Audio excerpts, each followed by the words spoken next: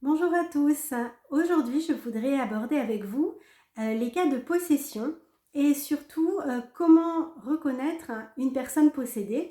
Voilà, si vous avez des doutes sur une personne ou des doutes sur vous-même, je vais vous donner un certain nombre d'éléments qui vont vous permettre de savoir si effectivement il y a quelque chose de cet ordre-là ou si c'est complètement autre chose. En tout cas, pas si c'est complètement autre chose, si c'est pas ça du tout. Voilà.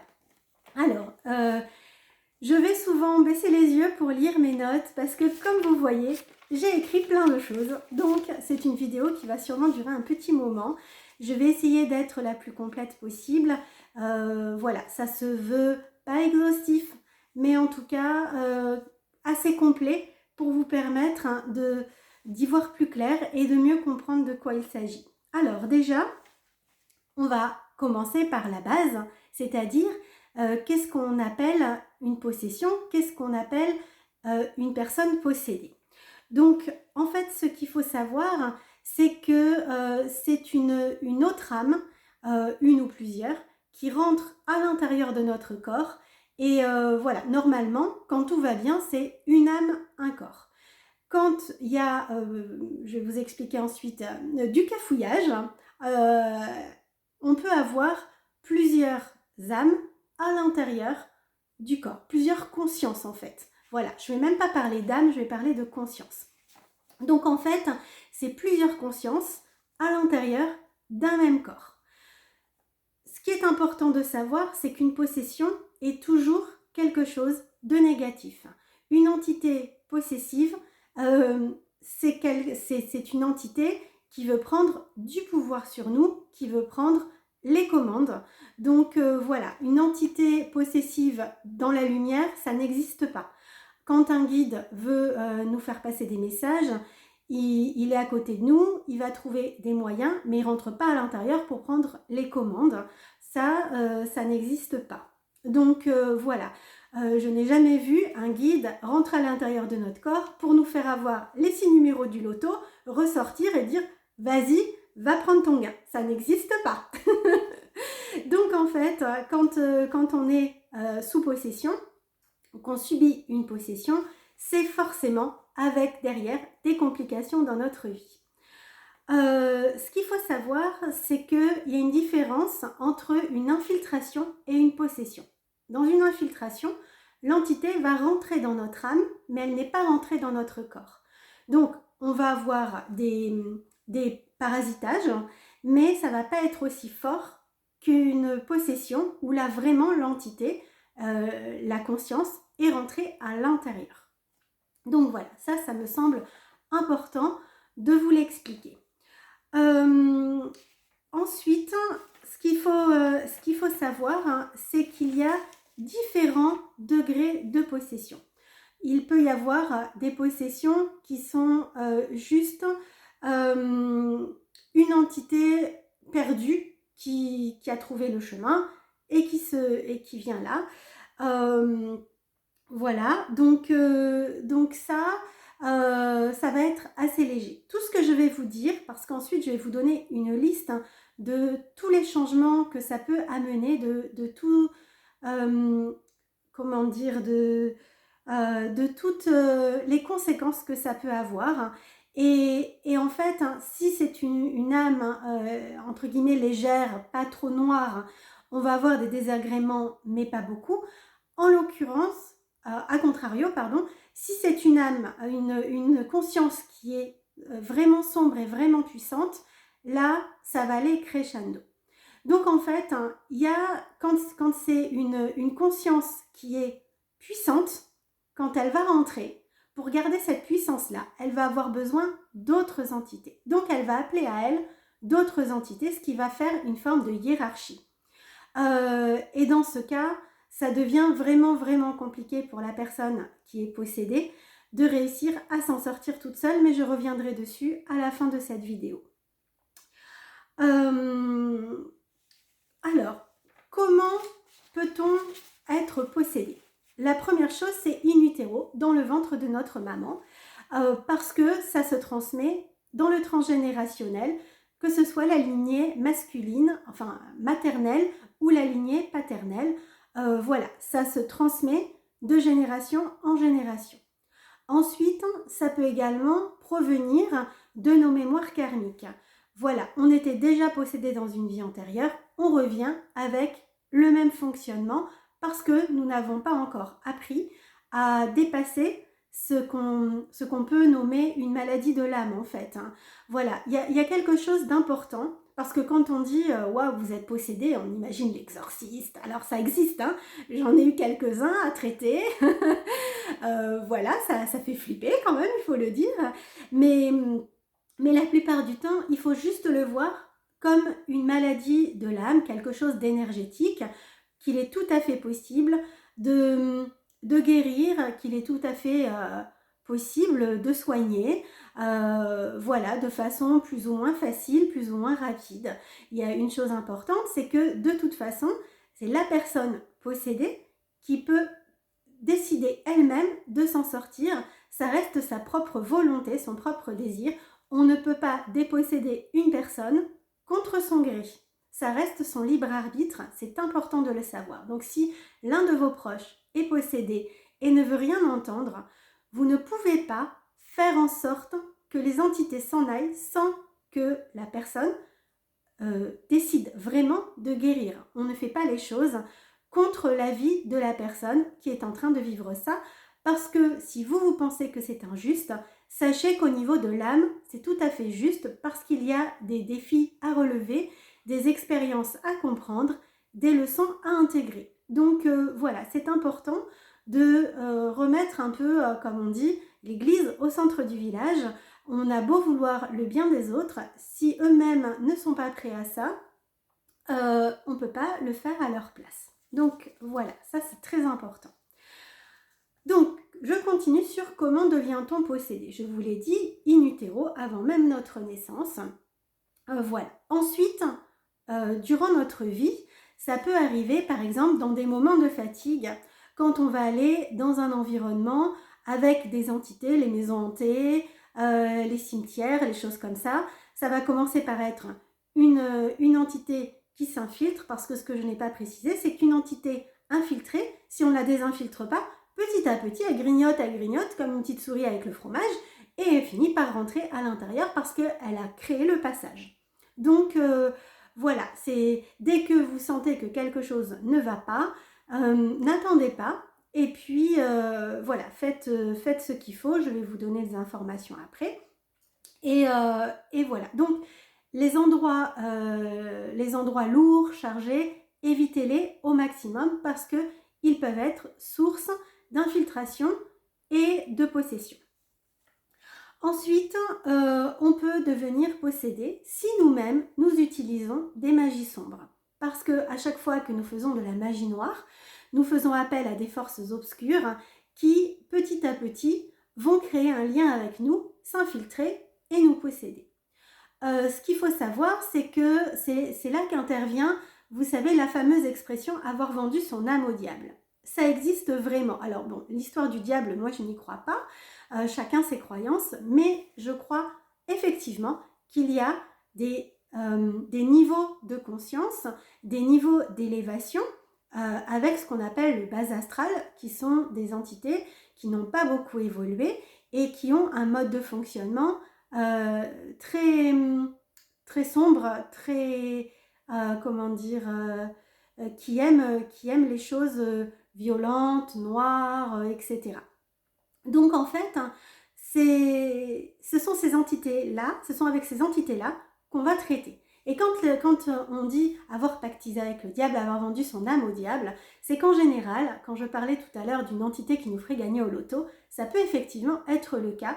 Je fais un rituel de magie sombre, je demande à une entité de me faire gagner au loto, mais ça ne va pas être gratuit. L'entité a besoin de quelque chose en retour et en général, c'est se nourrir de notre énergie et prendre possession petit à petit de nous parce qu'elle a pris du pouvoir sur nous et elle va continuer. Donc voilà, ça, sachez que si vous allez vers des magies qui utilisent ce genre d'énergie, vous vous exposez à devenir un hôte pour une entité indésirable. Ensuite, on peut devenir possédé quand on est sous drogue. Donc, alors le tabac, j'ai jamais vu. En revanche, tout ce qui est cannabis, les drogues plus dures, etc., ça crée des failles dans l'aura. D'ailleurs, on voit, même avec l'alcool, on a des pertes de conscience. Ce sont des pertes de conscience où on est en fuite. Parce que quand on est sous drogue, c'est qu'il y a une part de nous qui a besoin de fuir une certaine réalité. Et on ne fuit pas seulement au niveau du cerveau et du mental, on fuit aussi énergétiquement. Ce qui fait que ça crée des failles, ça amène de la place pour que une autre conscience, une autre entité prenne la place en fait. Elle a la place, hein, comme on pourrait dire, elle a vu de la lumière, elle est rentrée. Donc voilà, attention avec tout ce qui est drogue. Pour ma part, je sais que là je ne vais pas me faire que des amis, mais tout ce qui est ayahuasca, etc., personnellement je suis contre. Même si on dit ah mais c'est bien fait, c'est sous protection, on a bien géré le truc, etc.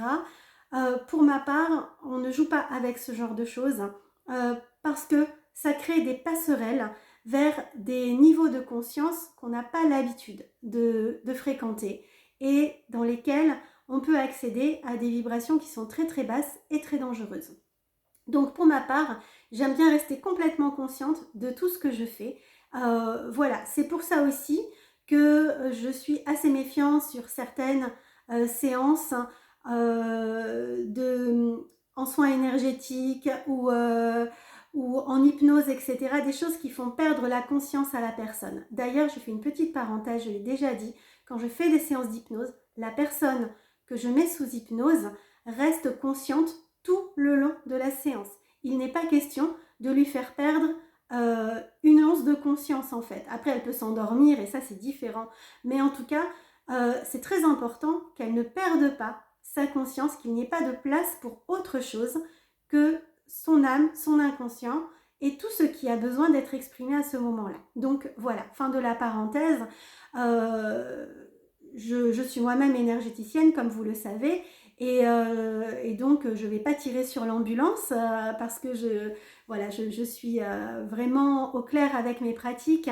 Mais soyez vigilants, si à un moment vous faites une séance avec un praticien et vous sentez que quelque chose ne va pas, j'ai dû moi-même accompagner des gens qui avaient fait des formations en Reiki, etc. On avait soi-disant ouvert leur chakra et en fait on avait tellement bien fait n'importe quoi que des entités s'étaient infiltrées et que derrière la personne était en vrac et c'est moi qui ai dû nettoyer, faire du tri, reboucher les failles, etc. Donc attention, soyez bien sûr de la personne qui vous accompagne, de son, comment dire, de son sérieux, de ses capacités énergétiques, de ses capacités spirituelles et du fait qu'elle connaisse bien son sujet. Voilà. Parce que derrière, ça peut avoir des conséquences qui sont assez dramatiques. Voilà. Mais heureusement, il existe plein de gens compétents, agréables, qui ne jouent pas avec ces énergies-là, qui ne se prennent pas pour Dieu et qui sont tout à fait responsables et qui ont tout à fait conscience du niveau d'accompagnement qu'ils peuvent vous transmettre, vous donner, vous apporter. Voilà.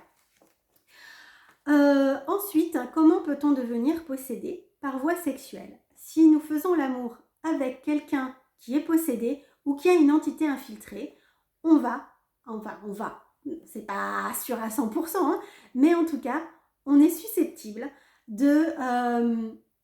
d'attraper ça. C'est comme une MST énergétique. Donc voilà, et là par contre, on a beau mettre un préservatif, l'énergie, elle passe pas par comment dire, les voies sexuelles, elle passe par les échanges d'énergie. Voilà, donc ça passe par les voies sexuelles aussi parce que bien entendu, ça passe aussi par les sécrétions corporelles, mais ça passe surtout au niveau énergétique. Donc, et les sécrétions corporelles, il y en a partout au niveau du corps parce que quand on fait l'amour, on transpire, quand on s'embrasse, on échange les salives, etc., etc. Vous êtes grand, vous savez de quoi on parle. Voilà, donc en fait, on peut attraper des entités et avoir des infiltrations ou subir des possessions si on a des relations sexuelles avec quelqu'un qui est pollué. Donc c'est pour ça que c'est hyper important de ne pas avoir une sexualité débridée avec n'importe qui, n'importe comment, etc. Parce que derrière, ça peut vraiment être problématique. Je vais faire une petite parenthèse là aussi, c'est un petit peu différent, mais j'ai une fois traité un homme qui avait subi de la magie noire parce qu'il avait ramassé une femme au bord du chemin, enfin dans un bar pour être plus précise, et c'était un homme marié, et cette femme-là en fait, donc ils ont eu une liaison avec préservatif, et la femme a récupéré le préservatif et la semence de monsieur pour faire de la magie noire dessus, et donc derrière monsieur, sa vie s'est transformée en une énorme catastrophe, et il avait des entités infiltrées en lui, et c'était en train de devenir des cas de possession qu'il avait transmis à sa femme, et voilà, enfin bref, une vraie catastrophe. Donc attention messieurs à ce que vous faites, mais mesdames aussi bien sûr, mais voilà, messieurs, vous êtes bien plus vulnérables que nous, sachez-le. Et puis ensuite, hein, la dernière chose, j'en ai un petit peu parlé, on peut être infiltré ou possédé lors de sorties de corps ou alors de régression mal canalisée. C'est-à-dire que si on ne fait pas attention, qu'on fait des sorties de corps de façon violente, où on ne s'est pas entraîné progressivement avant, qu'on ne s'est pas habitué. C'est un petit peu comme si on se disait un matin, je ne me suis pas entraînée, mais j'ai envie de courir les 100 km de Millau. Bon, ben, il y a fort à parier que si on n'a jamais couru de sa vie, au bout du 10e kilomètre, on est prêt à clamser. Hein. Voilà, soyons clairs, ça demande de l'entraînement. On ne se lève pas un matin en disant je vais me surpasser. Voilà. Enfin, on peut, hein, mais on va vite connaître ses limites. C'est la même chose au niveau spirituel. On ne se lève pas un matin en disant je vais faire ce qu'il faut pour faire une régression coûte que coûte, je vais faire ce qu'il faut pour faire une sortie de corps coûte que coûte.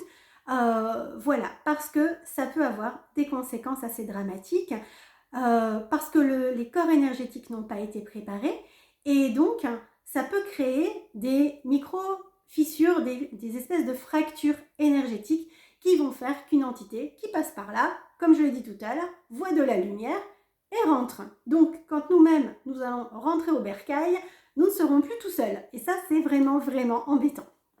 Voilà, donc peut-être qu'il y a d'autres façons d'être possédé. Pour l'instant c'est celle que moi j'ai recensée, mais bon, comme j'ai écrit tout ça il y a un quart d'heure, 20 minutes, je vais peut-être avoir d'autres idées une fois la caméra coupée. Dans ce cas, je rajouterai en texte s'il y avait d'autres informations à vous faire passer. Donc voilà, donc déjà, par rapport à ça, vous avez un certain nombre de pistes sur les choses à faire et à ne pas faire, ou à faire avec beaucoup de précautions. Maintenant, nous allons rentrer, j'allais dire dans le vif du sujet, mais nous y sommes déjà, sur les choses vraiment pratico-pratiques, les choses concrètes. C'est comment je peux savoir que je suis possédée, comment reconnaître qu'un de mes proches est possédé. Alors, il y a des choses qui sont très significatives, et d'autres, et il y en a une en particulier qui est très significative à mon sens, et je vais vous en parler tout à l'heure, je vous le dirai à ce moment-là. Sinon, pour les autres choses, c'est la succession, c'est l'accumulation de ces choses-là qui vont mettre la puce à l'oreille en fait, en se disant « Waouh, ça fait beaucoup ». Donc, dans la liste que je vais vous énoncer, plus vous avez de choses qui vont dans la même direction, en vous disant « ça oui, je reconnais, ça je reconnais, ça je reconnais », et plus le cas de possession sera important et vraiment sérieux. Voilà. Si c'est un ou deux petits points, c'est pas très grave. Voilà, en fait, il y a une forme, comment dire, il y a une forme de degré, en fait. Voilà, comme n'importe quel souci de santé. Voilà, il y a des entorses légères, il y a des entorses graves, etc., etc. Donc voilà. Alors, la première chose, je voudrais aborder les aspects physiques, parce qu'au niveau du corps même, il y a des signes qui ne trompent pas. Alors là, je vais parler tout de suite de ceux qui, pour moi, c'est un aspect physique, mais énergétique aussi, mais je vais en parler tout de suite parce que pour moi, c'est le signe vraiment d'un cas de possession. C'est quand on fait du bol chantant au niveau des pieds et que le bol ne résonne pas. Si vous connaissez les bols chantants, quand on frappe un bol chantant, on entend un premier son et ensuite il y a une résonance qui fait que le bol va avoir plusieurs sonorités.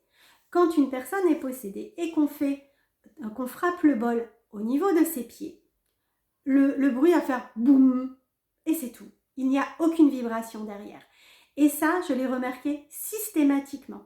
Que ce soit une personne qui est avec moi en présentiel au cabinet à qui je fais un soin ou une personne à distance, dans ce cas, je vais mettre le bol sur la photo. Si je frappe, il n'y aura pas de vibration. Et plus je vais nettoyer, et plus le bol va commencer à vibrer et à résonner. Ça, c'est pour moi le signe avec un grand S d'un cas de possession. Voilà, je n'ai jamais vu quelqu'un de possédé dont le bol chantant sonnait comme ça de la tête aux pieds. Voilà, si quelqu'un a déjà vécu ça et qu'il n'y a pas de répercussions sur le bol chantant qui me le disent, moi en l'occurrence, c'est vraiment le signe pour moi. Donc voilà. Ensuite, dans les signes, il y a vraiment le regard. Il y a quelque chose au niveau des yeux qui se transforme. Quand une personne est possédée, vous voyez là, on voit bien l'éclat dans mes yeux, on voit la lumière se refléter. Alors, ça peut être plus terne quand on est fatigué, mais quand on est possédé, la lumière s'éteint, en fait. C'est comme si le regard, l'œil, l'iris, ne reflétait plus l'environnement. Donc là, je suis contente, vous pouvez voir en direct que je n'ai pas de problème de ce côté-là. Mais par contre, je me suis rendu compte, et ça c'est encore une parenthèse, que j'avais moins d'éclat quand je faisais, mon intolérance au gluten. Ça avait un peu éteint cette flamme-là, ce côté pétillant de mon regard. Donc voilà, ce n'est pas un signe, c'est pas le signe avec un grand S, hein, parce que voilà, quand on est fatigué, on voit bien aussi qu'on a le regard un peu plus éteint, mais quand même, il y a quelque chose. On perd cette lumière dans les yeux, le regard, l'œil même change de couleur, devient plus sombre, il y a quelque chose de plus mat, voilà. Ensuite, le regard même devient vide, c'est comme s'il n'y avait plus personne derrière en fait, ou alors on va voir un regard qui n'est pas celui qu'on connaît de la personne. Moi, je me rappelle une fois, j'avais quelqu'un, son regard était vide, mais il y avait deux autres yeux ici qui me regardaient. Alors moi, je les voyais parce que j'ai cette capacité-là de voir les entités à l'intérieur du corps des gens. Mais c'était assez flippant de voir ces deux yeux au-dessus des deux yeux me regarder comme ça. Voilà, c'était dans le métro. J'ai changé de place parce que dans ces moments-là, j'avais pas envie que l'entité s'excite et que je dois faire un exorcisme en plein métro, comme vous pouvez imaginer. Voilà, donc le regard peut être vide, les yeux peuvent être hagards, où on voit le regard qui bouge dans tous les sens, qui ne se fixe plus sur rien. La personne semble être à peu près là, mais les yeux pas du tout. Donc ça aussi, c'est un signe assez marquant en fait. Ensuite, ça va être au niveau de la voix. La voix se met à changer. Ça va devenir à des moments, sur un mot, une phrase, et parfois même un peu plus, une voix rauque, caverneuse, voilà, qui sort d'on ne sait où, qui fait même froid dans le dos. Alors, bien sûr, on est d'accord que si votre ado commence à avoir une voix rauque et caverneuse, ça c'est normal, il n'est pas en train de vivre un truc qui nécessite de l'emmener chez l'exorciste, ça s'appelle la puberté, hein, d'accord. Donc voilà, j'essaie de mettre un peu d'humour sur quelque chose d'un peu lourd, parce que sinon nous allons finir la vidéo tous plombés, c'est pas le but, hein. Voilà, donc la voix peut changer et avoir un caractère qui met très mal à l'aise en fait. Ensuite, toujours au niveau du visage, il peut y avoir des espèces de petits rictus, des sourires crispés. On voit que c'est pas un sourire naturel de quelqu'un qui est bien. C'est un sourire d'un visage crispé, voilà. Avec également des mouvements du visage comme des tics, mais alors que la personne n'est pas sujette à ça. Voilà, ça c'est assez... c'est assez impressionnant aussi. Et ça peut être même des mouvements de lèvres. Le visage se transforme, il devient tout comme ça. Là, et puis, on voit des mouvements de lèvres comme si la personne était en train de marmonner dans sa barbe. Et on peut des fois entendre un peu des... Mais bon, tu dis quelque chose? Non. Et la personne ne se rend même pas compte qu'elle était en train de marmonner. Donc, voilà. Ça, quand ça arrive, par contre, effectivement, il n'y a pas de doute. La personne, elle est possédée. Parce que là, c'est un moment, en fait, il y a quelque chose. Pourquoi ça se manifeste? C'est quand la personne est fatiguée.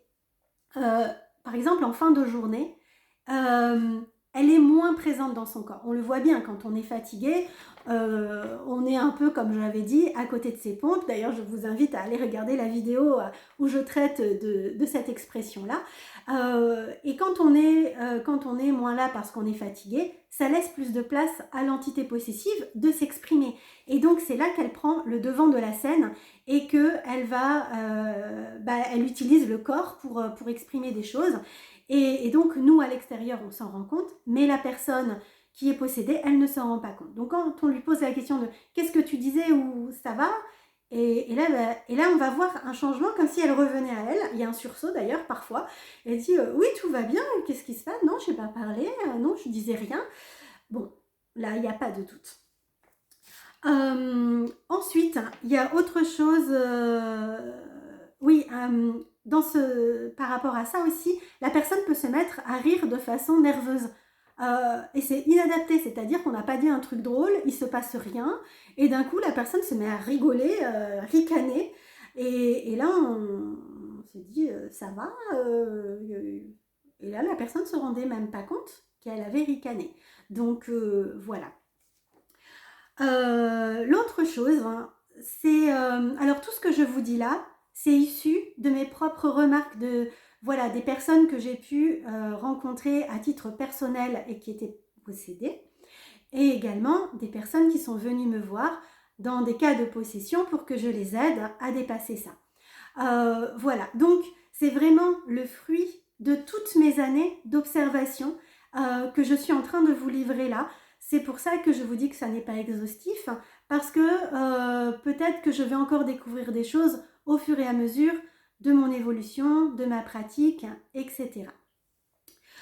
Donc une personne possédée, quand je lui pose la question, parce que c'est compliqué aussi, si la personne ne le sait pas, c'est déjà arrivé que des gens viennent à moi et ne savent pas qu'elles sont possédées. Elles savent qu'elles ont un problème, elles n'ont pas compris lequel, et moi j'ai la lourde tâche de leur expliquer de quoi il s'agit, en dédramatisant ça, en leur expliquant qu'il y a des situations, des solutions, pardon, et que nous allons pouvoir avancer là-dessus, mais je dois quand même poser des mots dessus, sans faire peur à la personne, parce que dire à quelqu'un de but en blanc « vous savez que vous êtes possédé », c'est quand même hyper violent. Donc voilà, j'y vais à tâtons et je commence par poser quelques questions. Et dans les questions, c'est « est-ce qu'il vous est déjà arrivé de vous regarder dans le miroir et de ne pas vous reconnaître, de ne pas reconnaître votre visage, de ne pas reconnaître votre regard ?» Et là, la personne me répond toujours oui. Oui, c'est arrivé. Quand on n'est pas possédé, ça ne nous arrive jamais. On peut dire, ouais, quelle sale tête, parce que je suis fatiguée, malade, etc. Mais on reconnaît bien notre tête. Après, c'est pas forcément celle qu'on aime, mais, mais on la reconnaît. Une personne possédée, à des moments, ne se reconnaît pas. Pour plusieurs raisons.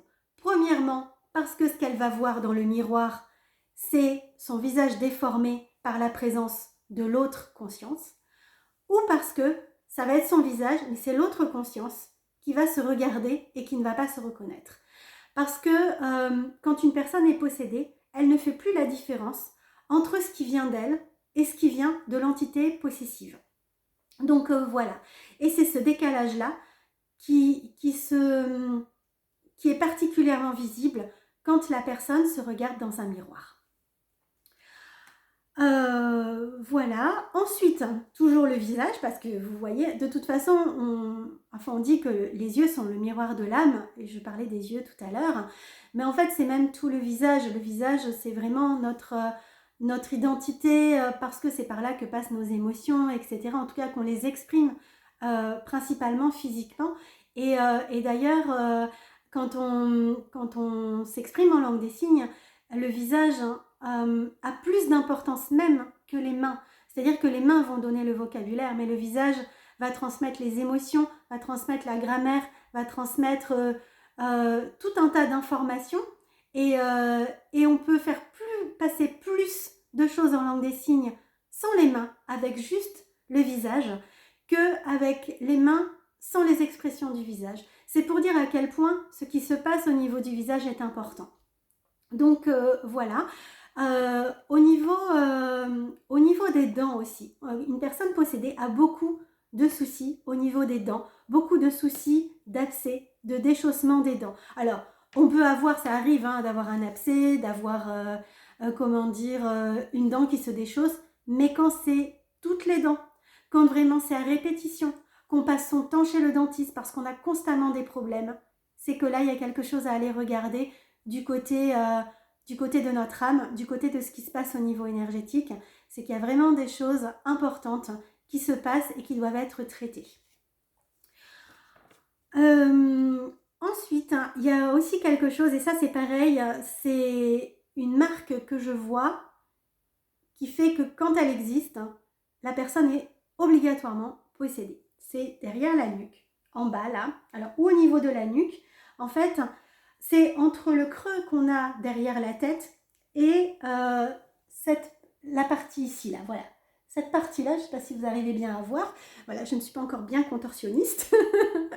Donc, cette partie-là, qui fait à peu près cette taille-là, elle commence à se gonfler. En fait, ça fait une espèce de boursouflure. Et avant ou après, on peut avoir une tache foncée, donc une tache marron, qui va commencer, qui va prendre de plus en plus de place et qui va même, dans les cas extrêmes de possession, devenir noire. Et donc moi, dans les cas extrêmes que j'ai pu voir, la personne dont je vous parlais dans le métro, où je voyais ces deux yeux là qui me regardaient, elle avait cette boursouflure. Donc non seulement c'était boursouflé, mais en plus la boursouflure était noire. Donc là, c'était assez impressionnant. C'était peut-être l'un des cas de possession les plus puissants que j'ai pu voir. Donc heureusement, je n'ai pas eu à le traiter parce que voilà, c'était, je pense qu'à traiter, ça aurait été vraiment, vraiment, vraiment chaud. Voilà, donc ça, c'est aussi quelque chose de notable en fait, cette partie-là. Quand ça se manifeste, ça veut dire que la possession est d'ordre transgénérationnel. Voilà, le bébé va naître déjà avec cette petite boursouflure derrière qui va ensuite, si cette maladie de l'âme n'est pas traitée, va s'amplifier et va se noircir. Voilà, donc on est bien d'accord, c'est pas une tache de naissance, on voit bien que c'est pas la même chose. Ensuite, une personne possédée, alors qu'il n'était pas possédé à la naissance et qui va, suite à, ah oui, j'ai oublié de le dire, quand on vit avec des personnes possédées, petit à petit, comme ces énergies-là vont, parce qu'une personne possédée, ça j'ai oublié de vraiment le dire, et c'est très important, une personne possédée pollue tout ce qu'elle touche. Elle va polluer les meubles, elle va polluer le fauteuil sur lequel elle s'assoit. Donc, quand vous allez vous asseoir à cet emplacement-là, petit à petit, vous allez récupérer des choses, ce qui fait que petit à petit, ça va vous infiltrer et vous allez également finir avec un cas de possession. Voilà, donc en fait, c'est aussi comme ça qu'on peut devenir possédé. Là, j'ai le cas d'une personne qui n'a pas souhaité pour l'instant me consulter, mais en fait, elle s'est mise en colocation avec des personnes possédées. Ce sont des personnes qui ont en plus tendance à abuser de l'alcool.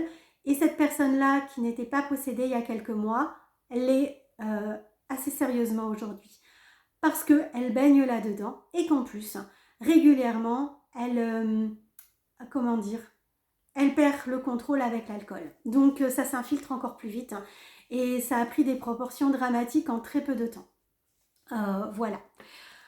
Donc, je parle de cette personne-là parce que justement, elle a déclenché des douleurs incompréhensibles dans son corps, donc des douleurs partout. Ça, c'est également un signe, c'est qu'on est en bonne santé et à un moment, on commence à avoir des douleurs dans tout le corps, on souffre vraiment le martyre dans notre corps sans que un médecin ne puisse déceler quoi que ce soit en termes de problèmes de santé physique. On peut faire tout un tas d'examens, les examens sont bons, le médecin ne comprend pas, donc les mauvais médecins vont dire c'est dans votre tête, mais vous savez que ça n'est pas dans votre tête, ou quand c'est quelqu'un de proche, vous savez que c'est pas dans sa tête, qu'il se passe vraiment quelque chose. Donc il y a des douleurs violentes dans le corps. Et si on ne traite pas ça, ça peut se transformer en maladie sérieuse, en maladie grave. Donc voilà, des maladies qui ne vont pas s'expliquer. Le médecin va dire, ben oui, effectivement, vous avez déclenché telle maladie, mais on ne comprend pas. Je ne comprends pas d'où ça peut venir, vu votre hygiène de vie, etc. Il n'y a pas d'explication. Quand il n'y a pas d'explication chez le médecin, c'est qu'il y en a une au niveau émotionnel, au niveau énergétique, au niveau spirituel. Donc dans ce cas, adressez-vous, entre guillemets, aux médecins énergétiques comme les énergéticiens, comme ce que moi je fais. Voilà, je vais y arriver. Nous ne nous autoproclamons pas, vous voyez, c'est difficile à dire quand même, hein, médecins, mais par contre, voilà, nous sommes tout à fait compétents dans ces domaines-là pour savoir de quoi il s'agit, comprendre et dénouer tout ça. Parce que tout ça se soigne très bien. Et voilà, je veux vraiment dédramatiser. C'est violent à vivre. Ça amène des situations vraiment, vraiment parfois catastrophiques. Mais de la même façon qu'il y a eu une spirale descendante, il y a une spirale ascendante. Donc voilà, soyez confiants, des solutions existent. Et puis la dernière chose au niveau physique, c'est la fatigue. Voilà, on n'est pas bien, on erre. Voilà, la sensation d'être comme un zombie, de vivre ses journées et on va voir que petit à petit le visage se défait, il y a des cernes comme ça.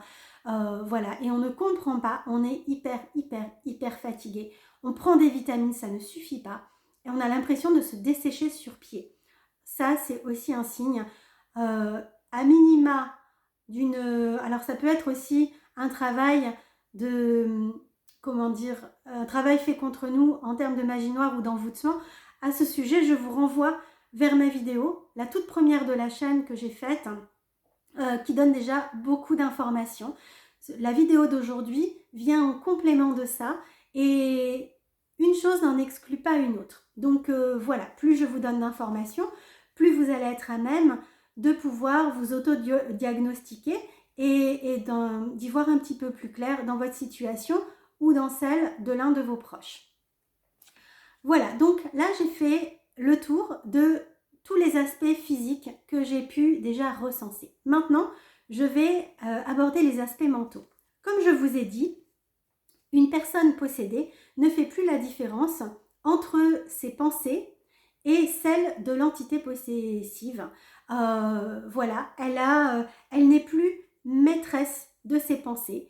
Elle peut aussi entendre des voix dans sa tête qui vont lui dire de faire des choses qu'elle n'a pas envie de faire, qui vont lui dire fais ci, fais ça. Et la plupart du temps, c'est jamais bon, c'est-à-dire c'est pas va apporter des pommes de terre à la voisine qui crève la dalle, ça va être fait du mal, voilà, c'est vraiment avec des images où on assassine quelqu'un, avec vraiment être poussé à aller mettre le feu chez le voisin ou dans sa propre maison, faire du mal aux autres, dire des choses blessantes exprès, faire du mal physiquement.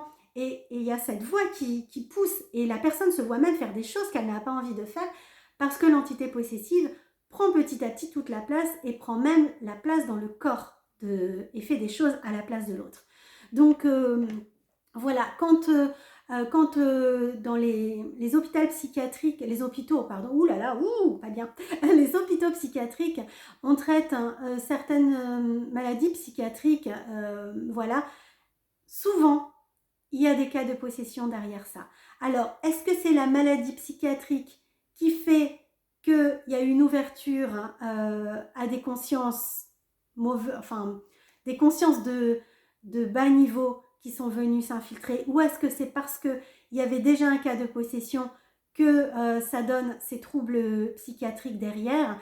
Je n'ai pas la réponse à cette question, mais en tout cas, la plupart du temps, les deux sont liés. Voilà, la personne qui ne fait pas la différence entre ses actes et ses pensées, enfin, entre ses actes et ses pensées et celles de l'autre entité, va la plupart du temps se dire « Waouh, j'ai des pensées, ça ne me ressemble pas à l'envie de faire du mal à quelqu'un, d'étrangler mon bébé, etc. C'est pas moi, quoi, je comprends pas. » Et voilà, se voir faire des choses qu'on n'a pas envie de faire, tout ça, ça doit alerter vraiment profondément. Ensuite, on peut voir la personne changer de caractère, mais ça va avec ce que je suis en train de vous dire. Le caractère va devenir plus sombre, plus triste, plus colérique, plus agressif. Voilà, il y a un changement. On ne reconnaît plus la personne, on se dit ouais, qu'est-ce qui se passe là? Je ne la reconnais plus. Voilà, il peut y avoir des tristesses profondes aussi. Vraiment, l'impression de tomber dans un puits sans fond et de ne plus réussir à remonter.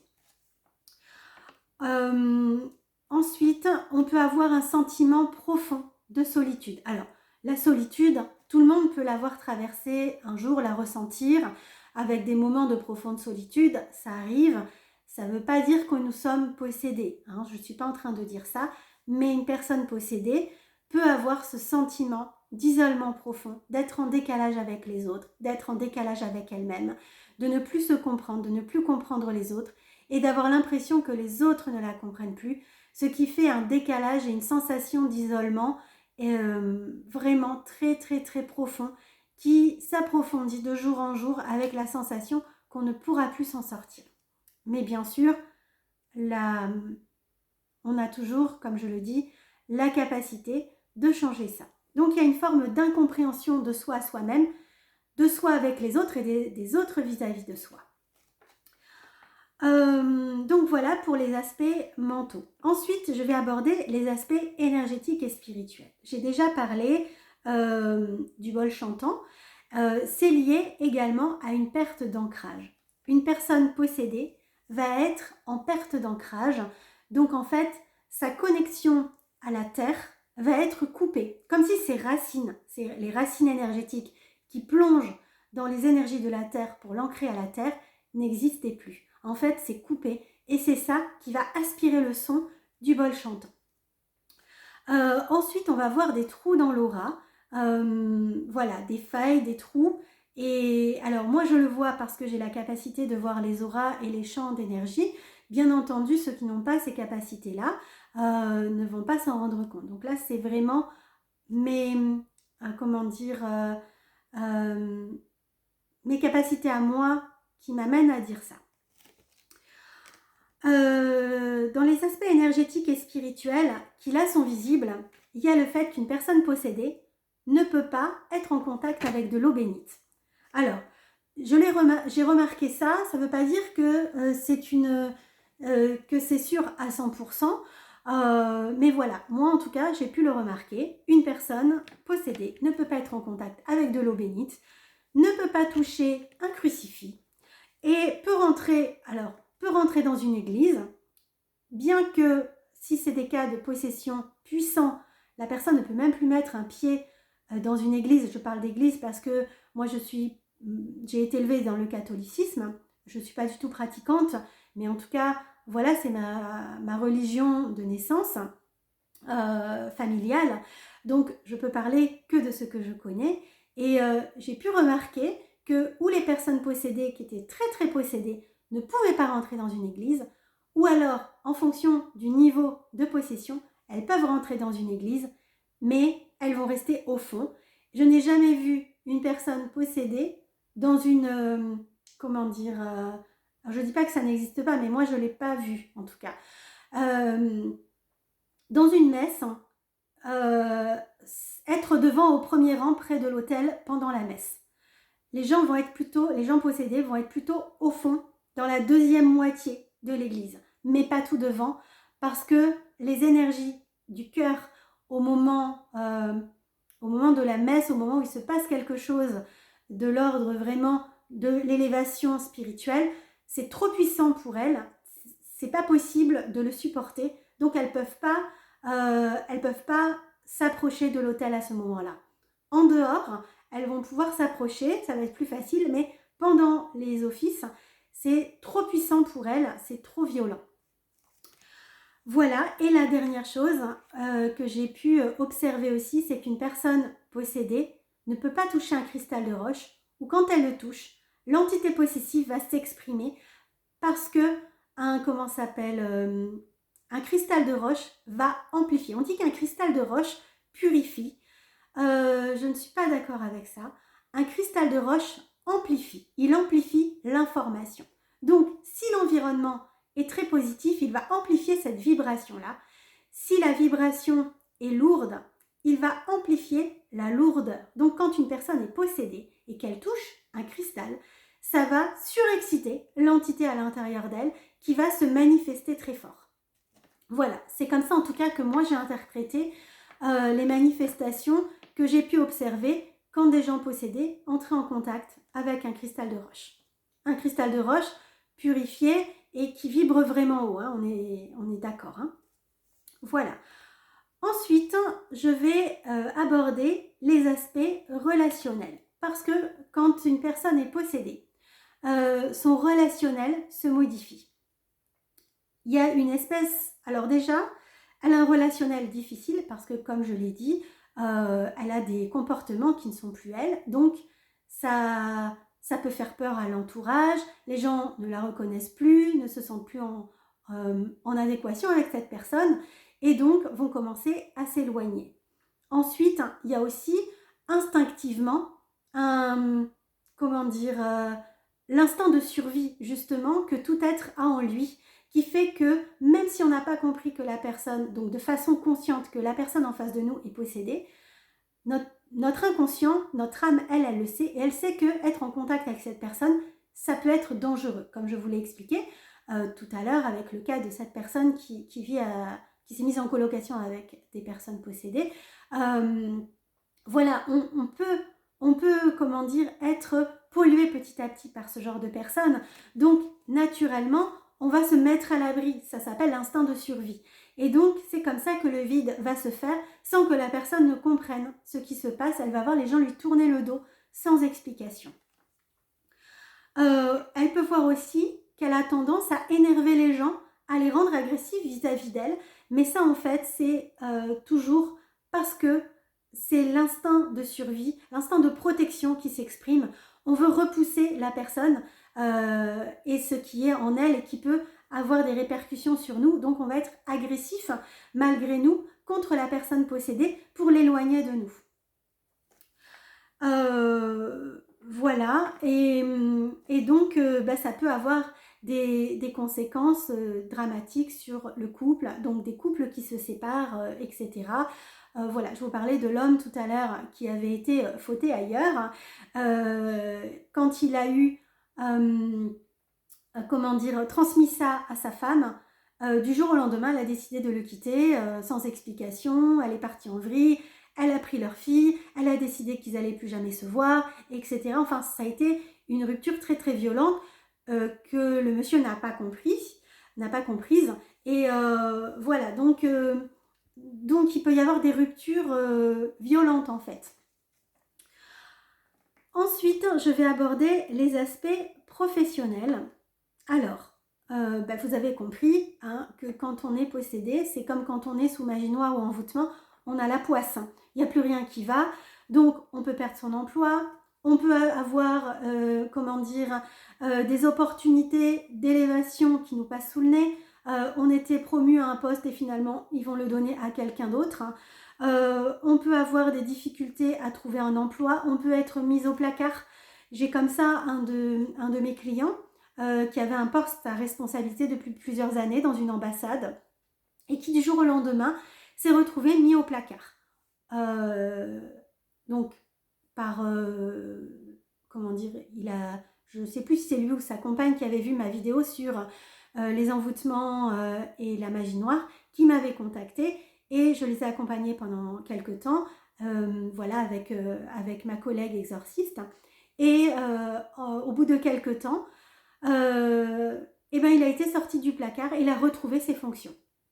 Donc voilà, enfin, au bout de 5 ans de placard, ça lui a fait vraiment du bien de retrouver son poste. Voilà, bon, il avait un peu perdu pied, il a fallu qu'il réapprenne, mais en tout cas, il était réhabilité. Donc voilà, ça c'est un message d'espoir pour ceux qui vivent ce genre de choses. Ensuite, on peut, comme je l'ai dit, comme on a des problèmes relationnels, on peut également avoir des problèmes relationnels au niveau professionnel, avec ses collègues, avec sa hiérarchie, voilà, des conflits qu'on ne s'explique pas, on a l'impression que les gens se liguent contre nous, etc. Voilà, donc au niveau professionnel. Je rappelle que ce n'est pas une liste exhaustive et que il peut y avoir encore d'autres conséquences difficiles et voilà, ce sont juste quelques pistes qui peuvent vous mettre sur la voie. Ensuite, je vais aborder les aspects matériels. Donc, vous l'avez compris, des pertes d'argent, des difficultés à joindre les deux bouts, des factures qui arrivent on ne sait d'où, des choses qui tombent en panne et qu'il faut constamment racheter, ou qui se cassent, ou on touche un truc, il se casse, ou il tombe en panne ou quoi. Alors, attention par rapport à ça, parce que ça peut effectivement être un signe, mais ça peut aussi être un signe que quelqu'un vous a lancé quelque chose de l'ordre d'une magie noire ou d'un envoûtement. Ça peut également être en lien avec le logement. Si vous êtes dans un logement qui a des énergies qui sont polluées, de par un problème en termes de géobiologie, d'entité, etc., c'est pas vous directement. Là, ça peut être le logement, mais qui génère ce genre de choses. Voilà. Donc, attention avec cette information-là. Elle doit s'inscrire dans... ça doit être un élément révélateur de plus que tout ce que je vous énonce. C'est pas... Quand pris de façon isolée, ce n'est pas révélateur d'un cas de possession. Voilà, j'espère que je suis claire là-dessus. Ensuite, voilà, on a une augmentation donc on a une baisse de revenus, on a une augmentation des pertes d'argent, il y a des rentrées qui sont bloquées, notre salaire, le patron nous dit il a été versé mais il n'arrive pas sur le compte, etc. Et la banque ne sait pas où c'est passé, etc., etc. Donc des difficultés comme ça qui mettent dans des situations qui peuvent être dramatiques matériellement parlant. Voilà, je pense avoir fait déjà à peu près le tour. Vous voyez que il y a beaucoup de choses. Un cas de possession peut amener à des situations assez difficiles qui, mises bout à bout, peuvent vraiment pourrir la vie. Voilà. Donc ensuite, je vais quand même venir à la partie qui donne de l'espoir, celle où justement on peut s'en sortir. Alors, on peut s'en sortir comment? Déjà, en étant soi-même acteur du truc. C'est-à-dire que si on veut guérir, on doit être acteur. Mais c'est pareil, si on est malade, le médecin va prescrire une ordonnance, le pharmacien va vous donner les médicaments, mais si vous ne les prenez pas, vous ne pouvez pas aller dire au médecin « je n'ai pas guéri, c'est votre faute ». Non, c'est votre responsabilité d'avoir été voir un médecin, d'avoir été à la pharmacie récupérer les médicaments et ensuite de les prendre. C'est la même chose au niveau spirituel, au niveau énergétique. C'est-à-dire que une fois que vous avez compris qu'il y avait un cas de possession, c'est à vous de faire le nécessaire et les démarches pour en sortir. Donc en fait, je vois une mouche qui nous rend visite de temps en temps. Donc déjà, vous pouvez aller voir ma vidéo sur la magie noire et les envoûtements. Je vais vous remettre le lien dans la barre d'informations. Mais sinon, comme je vous l'ai dit, c'est la toute première vidéo que j'ai mise sur ma chaîne YouTube. Ensuite, mettez-vous sous protection. J'ai fait une vidéo qui s'appelle « Protocole de protection super puissant ». De la même façon, je vais vous mettre le lien dans la barre d'informations sous la vidéo, de façon à ce que vous retrouviez l'accès de façon plus directe. Voilà, et ensuite, si vraiment tout ça ne suffit pas et que c'est compliqué et que vous voulez aller vite, parce que tout ça prend du temps, faites-vous aider par quelqu'un de compétent, un exorciste. Alors ça peut être quelqu'un qui fait des exorcismes dans le cadre de la religion, hein, on en trouve dans toutes les religions, en tout cas moi j'en connais, enfin j'en connais pas personnellement, mais je veux dire j'ai entendu parler de prêtres exorcistes, d'exorcistes dans la communauté juive, dans la communauté musulmane, etc. Donc je pense qu'il existe ce genre de pratique dans toutes les religions. Ensuite, il y a aussi des gens qui ne sont pas en lien avec des religions, mais qui sont exorcistes de par leur âme, en fait. C'est leur mission d'âme de faire ce genre de choses. Et voilà. Et ensuite, voir des personnes comme moi qui sont... Alors moi, je suis aussi exorciste, mais je ne veux pas le faire. Donc en fait, pour ma part, je travaille avec une exorciste, donc je travaille avec elle depuis de nombreuses années. On a déjà travaillé sur de nombreux dossiers et de nombreuses situations, aussi bien des logements qui étaient hantés, mais vraiment, vraiment très forts, avec des couteaux plantés dans les portes, etc., que sur des cas de possession, voilà, très profond et très marqué. Donc en fait, comment nous travaillons?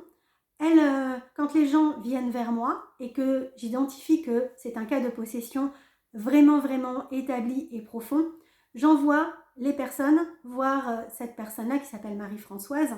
Et en fait, elle va tester, elle va dire effectivement il y a quelque chose et elle va voir si elle est autorisée à libérer la personne. Et donc, si elle est autorisée à le faire, elle va faire le travail. Et ensuite, je propose aux gens de revenir vers moi parce que moi, je vais finaliser le nettoyage parce que Marie-Françoise va enlever l'entité ou les entités, mais il reste une empreinte énergétique de ces entités-là. Et ça, c'est mon job à moi d'effacer l'empreinte pour pas qu'une autre entité retrouve le chemin. Vous voyez, un peu comme un fil d'Ariane, je finis de couper le fil. Et donc, voilà, j'enlève l'empreinte énergétique du cas de possession et je vais fermer toutes, comme je vous ai expliqué tout à l'heure, il y a des failles, des trous dans l'aura. Je vais boucher toutes ces failles-là, tous les trous, de façon à ce que plus aucune entité ne puisse passer. Voilà. Ce qu'il faut savoir quand même, c'est qu'une personne possédée, surtout si elle est depuis longtemps, reste fragile et qu'elle peut reprendre des entités et que ça peut demander régulièrement d'être renettoyé. Mais en fait, quand moi, donc c'est à ce moment-là que moi j'accompagne les gens pendant plusieurs mois, même parfois plusieurs années, régulièrement, parce que j'enlève les entités, mais je renforce. On enlève et on renforce, on remplace par autre chose. Donc je vais aller renforcer les ressources de la personne, renforcer son aura, ses corps énergétiques, pour qu'elle soit de plus en plus solide et que de plus en plus forte et qu'elle soit de moins en moins vulnérable en fait. Donc voilà, ça peut mettre du temps, mais à chaque fois c'est moins violent que la fois d'avant. Donc ça c'est important de le savoir. Voilà, je pense que c'est important quand vous voyez que vous n'y arrivez pas tout seul de faire appel à des gens comme Marie-Françoise, à des gens comme moi qui connaissent le mode de fonctionnement de l'énergie, des âmes, de comment ça se passe, etc. Parce que il y a aussi des gens qui font des exorcismes que j'appelle des exorcismes sauvages, où ils vont déloger l'entité, mais c'est violent. De la même façon qu'on peut voir des chirurgiens qui vont faire des incisions précises et d'autres qui vont se comporter comme des bouchers, où il va y avoir des cicatrices longues comme ça, vilaines et tout.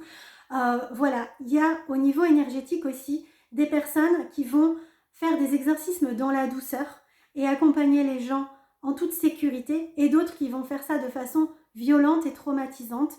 Moi, je préfère faire des exorcismes qui vont prendre plus de temps, mais qui vont être dans, comment dire, dans le respect de la personne qui est possédée, mais également de l'âme possessive, parce que les âmes possessives ne sont pas obligatoirement des êtres mauvais. Ce sont des êtres, des âmes qui sont perdues et qui se raccrochent à ce qu'elles connaissent. Donc voilà, je n'aborde pas ça en termes de bien et de mal. Il y a une personne possédée qui est une pauvre victime et une personne possessive qui est le mal incarné. Pas du tout. Voilà, il y a aussi des contrats d'âme qui se font et donc c'est important de pouvoir voir toute la souffrance de toutes ces âmes-là et les accompagner. Donc voilà, ça me paraît aussi important de pouvoir vous préciser tout ça pour que vous ayez le plus de renseignements possible et que vous puissiez guérir de la façon la plus douce possible. Voilà. Je pense avoir fait le tour de tout ce que je voulais vous dire. Je vous avais dit que ce serait une vidéo assez longue. Je savais qu'elle durerait à peu près 1 heure. Et effectivement, on en est à 1h01. Voilà. Donc, si vous avez la moindre question, vous pouvez me contacter sur par mail, sur mon mail contact@quenola-solaire.com. Vous pouvez me contacter par message. Et je préfère pas par téléphone parce que si je suis pas consciente quand je vais décrocher le téléphone qu'il y a un problème de possession, je vais me faire attaquer et je ne vais pas être préparée. Donc je préfère que vous m'envoyiez un message écrit en me disant voilà, je me reconnais dans ce que vous avez dit, est-ce que vous pouvez m'aider ? Et je vous donnerai les coordonnées de Marie-Françoise. J'aurai déjà des informations et je pourrai vous dire comment, voilà, vous donner les coordonnées de Marie-Françoise et puis ensuite nous pourrons travailler ensemble. Voilà. Si vous pensez que cette vidéo peut aider quelqu'un, partagez-la et puis partagez-la sur vos réseaux, etc. Au plus, l'information circulera et au mieux, les gens iront bien. Et parce que, comme vous le savez, mon but est toujours d'améliorer le monde, d'améliorer tout ce qui est possible d'améliorer. Et voilà, et j'ai envie que tout le monde soit heureux. Et ça commence par les guérisons spirituelles, les guérisons émotionnelles. Donc voilà, si vous avez aimé cette vidéo, vous pouvez la soutenir avec un petit pouce parce que plus il y a de j'aime et plus en fait la vidéo sera proposée à d'autres personnes et c'est comme ça que des gens peuvent voir ma vidéo alors qu'ils ne la cherchaient pas au départ. Et puis ensuite, vous pouvez également soutenir ma chaîne parce que de la même façon, plus une chaîne a d'abonnés et plus YouTube, avec ses algorithmes, va la proposer spontanément à d'autres personnes. Donc voilà, si vous pensez que ma chaîne est suffisamment intéressante pour être visible et être accessible, alors dans ce cas, soutenez-la en vous abonnant. Voilà, je vous souhaite une très belle fin de journée et puis j'espère avoir été claire dans cette vidéo et puis je vous dis à très bientôt pour d'autres vidéos. Au revoir!